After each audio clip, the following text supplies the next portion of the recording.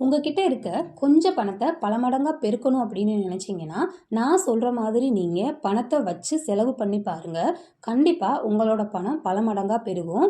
ஒரு பணப்பெட்டி ஒன்று வாங்கி அந்த பணப்பெட்டியில ஒரு சிவப்பு நிற துணி அல்லது சிவப்பு நிற பை வச்சு அந்த பையில பச்சை கற்பூரம், ஏலக்காய், லவங்கம், கிராம்பு, வசம்பு, வெந்தயம் இதெல்லாம் சேர்த்து அது கூட நீங்க வச்சிருக்க அந்த பணத்தையும் வச்சு ஒவ்வொரு செலவுக்கும் எடுத்து செலவு பண்ணும்போது உங்களோட பணம் விரயம் ஆகாம எந்த ஒரு அனாவசிய செலவும் இல்லாம சுபகாரியங்களுக்கு மட்டுமே செலவாகும்.